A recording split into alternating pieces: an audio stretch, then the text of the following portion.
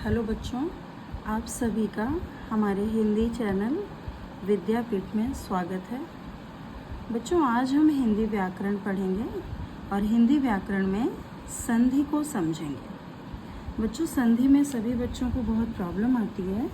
मैं आज आपको बहुत ही आसान भाषा में संधि समझाऊंगी। संधि शब्द का सामान्य अर्थ है मेल। कोई चीज़ जब किसी से मिलती है उसको हम साहित्यिक भाषा में संधि कहते हैं। किसी से मिलना। व्याकरण में बच्चों 2 वर्णों से होने वाले विकार को संधि कहते हैं। जैसे देव प्लस आलय, देवालय। तो यहाँ पर देव है एक शब्द और दूसरा शब्द है आलय, दोनों मिलकर क्या बन गए? देवालय। विकार का अर्थ है बच्चों कोई परिवर्तन जब होता है उसको हम विकार कहते हैं साहित्यिक भाषा में। आगे बच्चों, कई लोगों को दिक्कत होती है संधि विच्छेद किसे कहते हैं, तो इसको भी हम समझ लेते हैं आसान भाषा में। यदि मिले हुए वर्णों को अलग अलग करके संधि से पूर्व की स्थिति में पहुंचा दिया जाए तो इसे संधि विच्छेद कहा जाता है। जैसे मैंने यहाँ एग्जाम्पल लिया है हिमालय। जैसे आपका हिमालय शब्द है, 2 शब्दों से ये बना है बच्चों।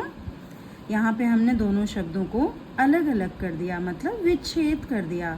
हिम प्लस आलय। क्लियर हो गया होगा आप लोगों को। आगे हम आते हैं बच्चों संधि के भेद पर। संधि के 3 भेद होते हैं। पहला है स्वर संधि, व्यंजन संधि और विसर्ग संधि। बच्चों, जो स्वर संधि है सबसे पहले हम इसके बारे में जानते हैं। 2 स्वरों के परस्पर मेल से जो परिवर्तन उत्पन्न होता है उसे हम स्वर संधि कहते हैं।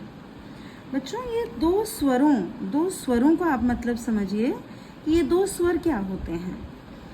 जैसे आपका हो गया राम प्लस आलय, रामालय, राम का घर।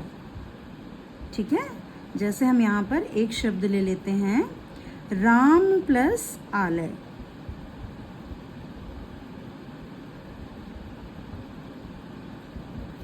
आंसर क्या बना?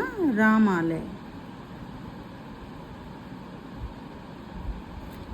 तो आलय का अर्थ होता है बच्चों घर, और राम तो एक नाम है ही है।